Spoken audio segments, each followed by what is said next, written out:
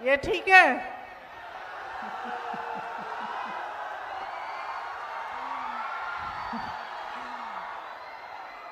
बारिश का मौसम है, फिर भी आप सब इतनी बड़ी तादाद में यहाँ आए हैं, उसके लिए मैं आपकी बहुत बहुत आभारी हूँ। सबसे पहले तो आपका इस सभा में स्वागत है। मेरी प्यारी बहनें, मेरे भाई, आप सबका स्वागत है। यहाँ मंच पर आसीन जितने भी कांग्रेस के नेता, महागठबंधन के नेता, श्री कृष्णा अलवेरू जी, श्री अभय सर्जन जी, श्री शिव प्रकाश गरीबदास जी जो चुनाव लड़ रहे हैं, श्री उदय भानु जी और बाकी जितने भी नेता बैठे हैं, उन सब का भी बहुत बहुत स्वागत। आज बारिश आ रही थी, इसीलिए ये हेलीकॉप्टर नहीं आया, लेकिन मैं आपको बताऊं कि मैं सड़क से आई हूं और मेरा दिल बहुत खुश हुआ।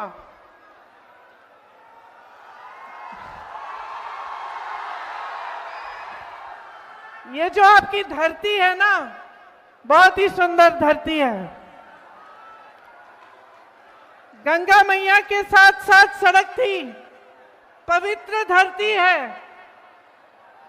इसी धरती से महात्मा गांधी जी ने अपना सत्याग्रह शुरू किया अंग्रेजी साम्राज्य के खिलाफ। ये राजा जनक जी की तपोभूमि है, माता मंगला देवी की धरती है।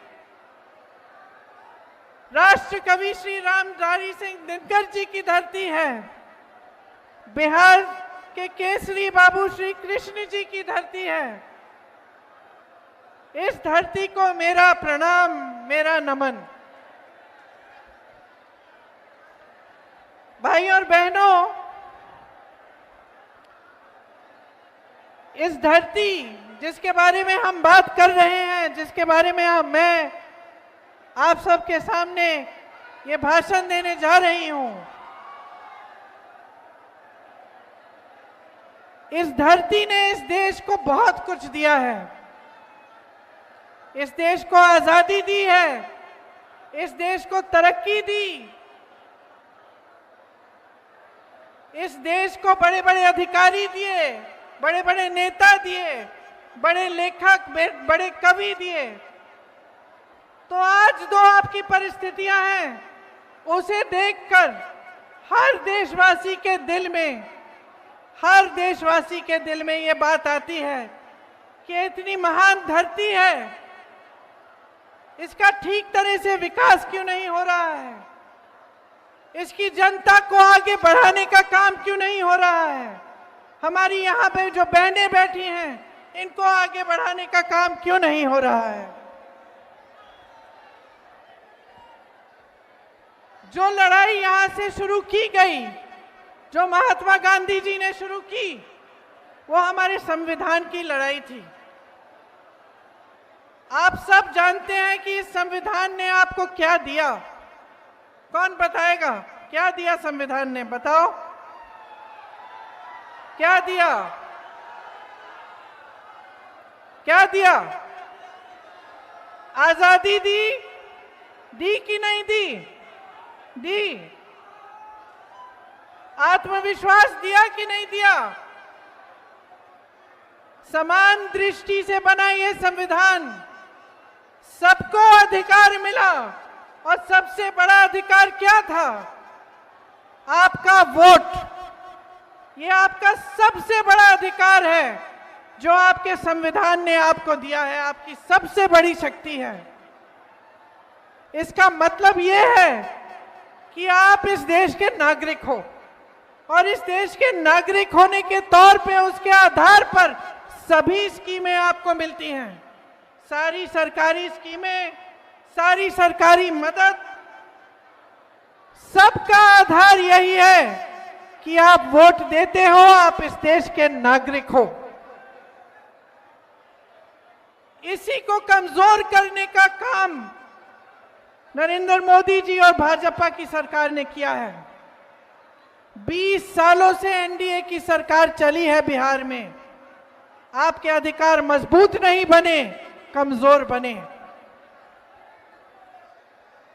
आपको समानता की दृष्टि से नहीं देखा गया, आपका वोट खतरे में डाला गया, बांटने की राजनीति की, ताकि मजहब में बैर हो, ताकि जातियों में बैर हो, इसकी राजनीति की।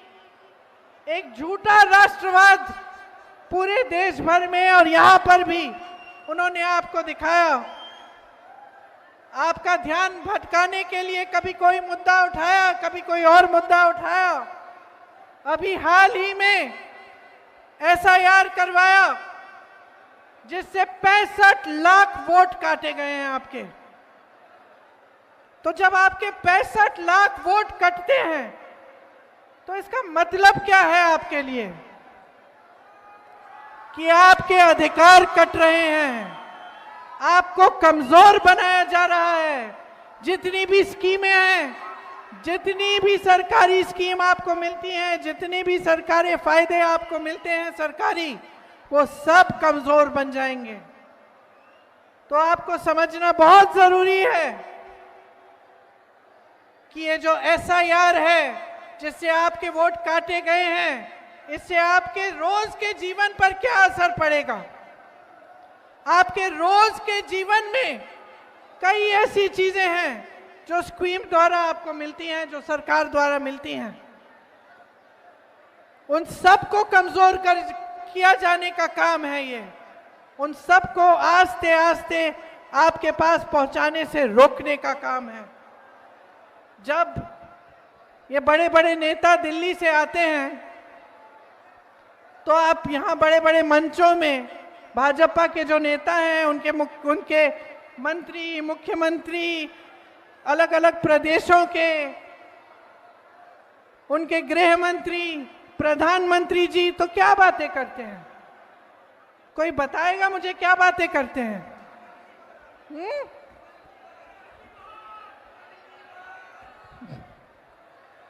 नेहरू जी की बात करते हैं, पुरानी बातें करते हैं। और आपने एक चीज देखी है, आपने देखी है, वो या तो 20 साल आगे की बातें करेंगे, भविष्य की लंबी बात, कि भाई 2050 में हम ऐसा ऐसा करेंगे, या फिर वो अतीत की बातें करते हैं कि जवाहरलाल नेहरू ने ये बिगाड़ दिया, इंदिरा गांधी ने वो बिगाड़ दिया, ये बातें करते हैं। कभी आपके वर्तमान की बात करते हैं, आपके आज की बात करते हैं कि आप पे क्या गुजर रहा है। कभी आपसे पूछते हैं कि इस महंगाई के जमाने में आप कैसा गुजारा कर रहे हो, कैसे गुजारा कर रहे हो, पूछते हैं आपसे। अभी दिवाली हुई थी, छठ हुआ, किसी ने आपसे पूछा कि इस महंगाई के जमाने में आप त्योहार कैसे मना रहे हो, क्या सुविधाएं हैं आपके पास? दुकान जाते हो, कुछ खरीद नहीं पाते हो। बिहार में नौकरियां नहीं मिलती, रोजगार नहीं मिलता। हाथ ऊपर करके बताओ कितनों को यहां पे रोजगार मिलता है? हाथ ऊपर करके बताओ मुझे। नहीं मिलता ना? देश भर में पलायन करना पड़ता है। मैंने केरल से लेकर कश्मीर तक देखा है कि बिहार से पलायन करके लोग जा रहे हैं। कश्मीर में अगर किसी सड़क पे मजदूरी हो रही है, उससे पूछो कहां के हो, बोलेगा बिहार से आया हूं। केरल में मैंने पूछा, कुछ दिनों ही पहले ही कुछ लोग मुझे दिखे, सड़क का काम हो रहा था, भाई कहां से हो? यहां के नहीं दिखते तुम। दीदी हम बिहार के हैं। पलायन करके जाना पड़ रहा है सबको। ये जो लहलहाते खेत हैं, इतना सुंदर आपका प्रदेश है, इसमें रहने का ही आपको मौका नहीं मिल रहा है। परिवार बट जाते हैं, लोग पुरुष चले जाते हैं काम करने के लिए बड़े बड़े शहरों में, और परिवार यहाँ रहते हैं गांव में, खेती करने की कोशिश करते हैं। इन्होंने ये स्थिति बना दी है कि आपको खेती से भी आपकी कमाई नहीं होती। एक जमाने में आप खेती करते थे, आपकी अच्छी खासी कमाई होती थी। आज महंगाई इतनी है, हर चीज पे टैक्स लगा रखा है, कि खेती किसानी से भी आप कमा नहीं पा रहे हैं। जितने बड़े बड़े उद्योग थे सारे अपने ही दोस्तों को दे चुके हैं। ये आप पूछिए, कोई भी बड़ा उद्योग है या तो अडानी का होगा या अंबानी का होगा। जो देश की संपत्ति थी, आपकी संपत्ति थी, उससे आपको रोजगार मिलता था। आपको याद होगा, जो बुजुर्ग हैं यहां बताएंगे आपको, एक जमाने में जो सरकारी नौकरी होती थी उसके लिए सब दौड़ते थे।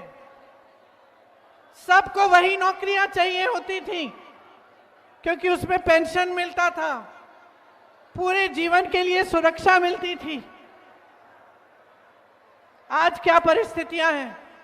निजीकरण हो गया है, सब ठेकेदारी पर हो रहा है, सारे काम, छोटे से छोटा काम ठेकेदारी पर हो रहा है। और जितनी भी बड़ी सरकारी कंपनियां थी वो सब मोदी जी ने अपने दो दोस्तों को दे दी हैं, पकड़ा दी हैं।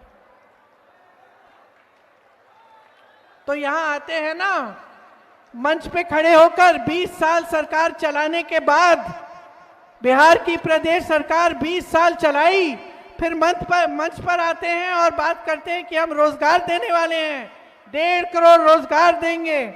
तो दिया क्यों नहीं? 20 सालों से दिया क्यों नहीं? बेवकूफ समझ लिया क्या जनता को?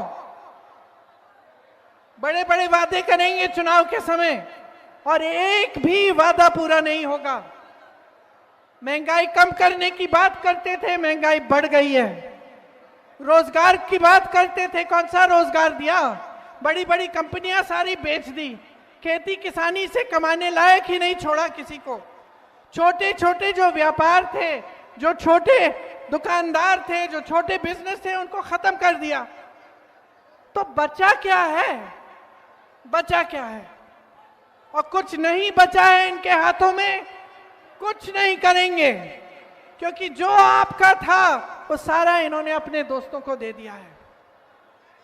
सिर्फ खोखले वादे करेंगे, सिर्फ बड़े बड़े मंचों पर आपके सामने इवेंट बाजी करेंगे, इश्तिहार दिखाएंगे आपको सुंदर सुंदर कि आपका जीवन बदलने वाला है।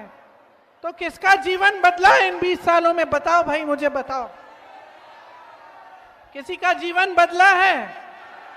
बहन तुम खड़ी हो, तुम्हारे लिए क्या किया? तुम जब अपनी बच्चों को देखती हो दिल घबराता है कि नहीं कि कैसे बड़े होंगे, कि मैं खिलाऊंगी कैसे इनको, मैं पढ़ाऊंगी कैसे इनको, बड़े होंगे तो नौकरी कौन देगा इनको? दिल घबराता है कि नहीं? बीमार होते हैं तो दिल घबराता है ना, सोचती हो कि दवा कहां से मिलेगी, मैं डॉक्टर के पास जाऊंगी, प्राइवेट जाना पड़ेगा, और प्राइवेट में जाऊंगी तो इतने पैसे लगेंगे, मैं कैसे इलाज करवाऊंगी?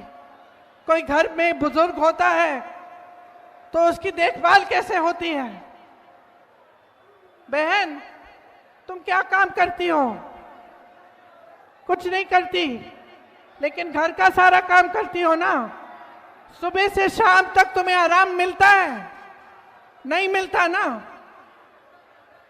यही स्थिति बिहार की हर महिला की है, हर महिला की है, चाहे वो काम करती है चाहे नहीं करती है, चाहे उसका रोजगार हो चाहे ना हो, चाहे वो खेती में सुबह से शाम तक काम ना करती हो, वो घर आती है और सब कुछ संभालती है, अपने बच्चों को संभालती है, उनका देखभाल करती है, बुजुर्गों का देखभाल करती है, सबका खाना परोसती है, ये देखती है कि सबको मिल गया है, सबने खा लिया है, तभी खाती है, तभी सोती है, और फिर भी सुरक्षित नहीं है। फिर भी महिलाओं के खिलाफ अपराध बढ़ चुके हैं, बहुत बढ़ चुके हैं, घबराती है, कहीं जाना है, शाम हो रही है, जा नहीं पाती है, नौजवान है, नौकरी चाहती है, रोजगार चाहती है, मुश्किल में है। तो क्या किया है आपके लिए?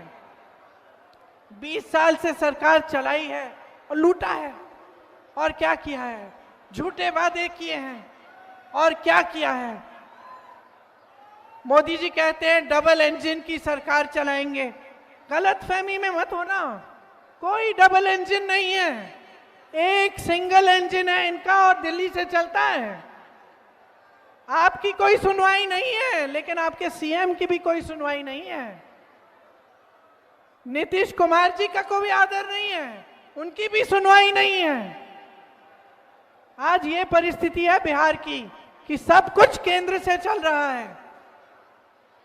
यहां पे आपके प्रदेश में कौड़ियों के दाम पर जमीन बांटी जा रही है बड़े बड़े उद्योगपतियों को।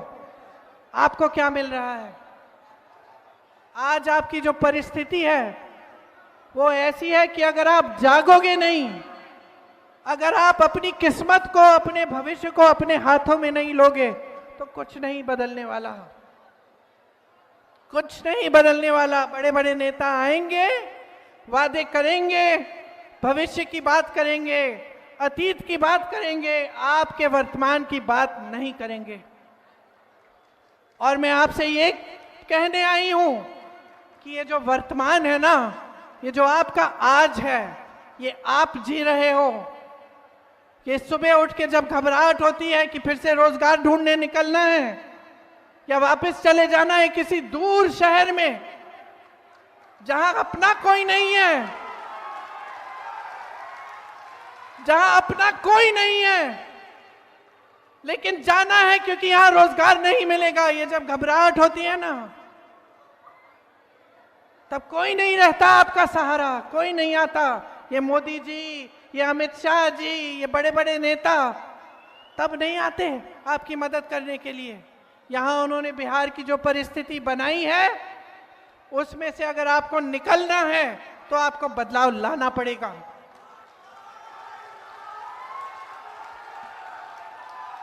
इतने सारे नौजवान हैं यहां, बताओ सब पढ़े लिखे हो?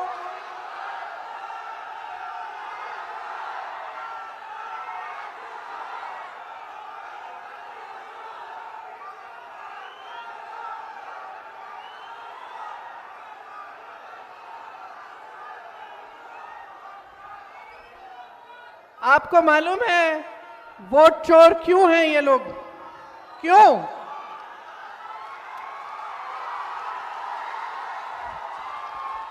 वोट चोरी क्यों कर रहे हैं मालूम है? पहले तो इन्होंने बांटने की कोशिश की, थोड़ी देर के लिए चल गया काम इनका, है ना। उसके बाद उन्होंने बोला कि जंग करेंगे, ठीक है, लोगों ने समर्थन दिया। उसके बाद कुछ और निकाला इन्होंने ध्यान भटकाने के लिए, सबने समर्थन दिया। अब क्या हुआ कि 10 साल तो हो गए मोदी जी के। और एक बात है हमारे देश की जनता के बारे में, हमारी देश की जनता जो है ना, उसमें विवेक बहुत है। जनता समझने लग गई है कि ये क्या हो रहा है इसके साथ। ये जो नौजवान है ना, ये समझने लग गए हैं कि ये सारी बातें जो है सिर्फ ध्यान भटकाने के लिए है। कोई इनकी रोजगार की बात नहीं कर रहा है, कोई शिक्षा की बात नहीं कर रहा है, कोई महंगाई घटाने की बात नहीं कर रहा है, कोई उद्योग लगवाने की बात नहीं कर रहा है, सब ध्यान भटका रहे हैं।